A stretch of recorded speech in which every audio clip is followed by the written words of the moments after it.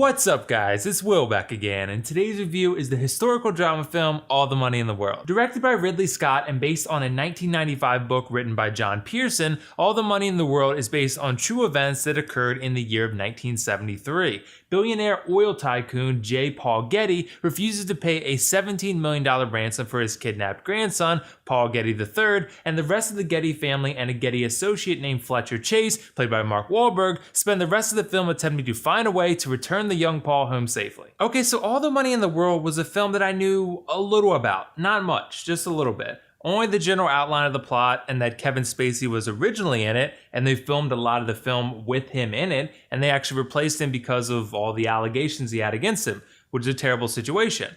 But like I said, I didn't know much about this film really. I think I saw a trailer a while back in another movie that I was seeing in theaters, but that was really about the gist of it. And I think overall, my general impression of the film is that it's good, not great. It's certainly a serviceable film, sort of similar to what I said about Darkest Hour in my other review yesterday. Generally, this movie is good. I think it will keep you entertained, but it's another one of those films that you don't need to rush out and go see. I think it's better than Darkest Hour. I don't think it's, a bad film by any means. It has some strengths and weaknesses, but generally, I do think people are going to be satisfied with it. And I think what most people want to know about this film is Christopher Plummer and how he does in the role and how they sort of, picked up the pieces after they got rid of Kevin Spacey and how they reshot all that material so quickly. But now that I've seen the film with Christopher Plummer, he was excellent in this movie. And it's very difficult for me to envision even Kevin Spacey or another actor in general in the role of J. Paul Getty, because Christopher Plummer really, his character felt so real to me. He did such a good interpretation of the character or the historical figure of J. Paul Getty, and he was super intriguing because he's easily the most unlikable character in this film. He's unlikable because his character has greed that knows no bounds. And that was something that I think a lot of people are really gonna find interesting, find compelling. It's sort of a villainous role in that way. He refuses to pay the ransom for his grandson, which is $17 million, which is a lot of money, especially in 1973. But to the richest man in the world who's worth over $1 billion, that's sort of like a drop in the bucket, you know what I mean? And that's kind of what the film plays on. It plays on the idea that he's so greedy and so self-centered that he won't even save his grandson by paying the ransom of $17 million because he feels that he can't afford it financially. But although Christopher Plummer is great, he's not really the main character of this film. The film is mostly led by Michelle Williams and Mark Wahlberg, who sort of share the spotlight together. These two are also really great. Michelle Williams plays the mother of Paul Getty, the grandson, not Paul Getty, Christopher Plummer's character. Paul Getty III, the grandson, the one who gets, kidnapped. She is the mother of him, and she plays that role very, very well. And she's very desperate. She's a very desperate character. She's trying to scrape together any money she can find because she's basically broke. She has the Getty name, but she doesn't have the Getty fortune. Mark Wahlberg plays a Getty associate and a former CIA operative who does pretty much whatever he can to assist in the return of Paul. And Michelle Williams and Mark Wahlberg play off each other really, really nicely in this film. I thought those two had a lot of chemistry together, a good dynamic between the two characters and between the two actors. And that was definitely one of the bright spots. This is a very well acted film as a whole. Christopher Plummer, I'd say, is probably the best, but Michelle Williams and Mark Wahlberg are both really good too. And I think as a whole, like I said, every character in this film is acted really well. There's a character actually who plays on the other side of things who is one of the kidnappers of young Paul, and he's also really good too. I'd have to look up the actor's name. Maybe I can put it here in a text format for you guys, but he was really good too. I thought he was very interesting and very well acted. I'd like to know more about him. So yeah, everyone has acted very well, but sometimes I wanted more from the characters themselves and not from the actors. I wanted to know more about the characters, and I wanted to understand them and what makes them tick a little bit better.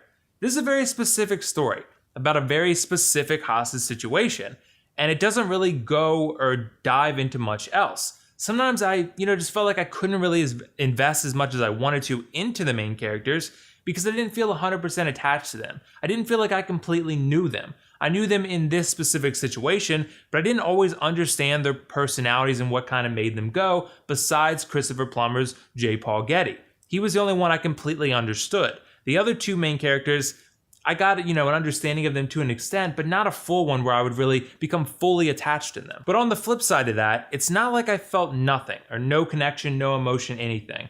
There's some difficult things, difficult scenes to watch in this film. And I liked how they didn't pull any punches, in that approach. It very much feels like an honest telling of a true story with very few dramatic liberties taken here and there to sort of make the pieces fit and a little more dramatic as a whole. And this is an immersive story. It's centered around themes of family and greed. Those are the two big main ones. And the drama's certainly there.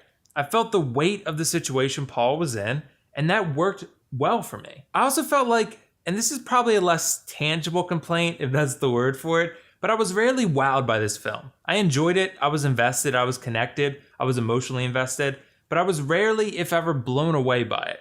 I think that's more than likely going to be the reaction from a lot of people who see this film. It's a well-crafted story, well-crafted movie, certainly good, certainly competent, but not amazing. And that is a consideration when you're talking about a $10+ ticket price.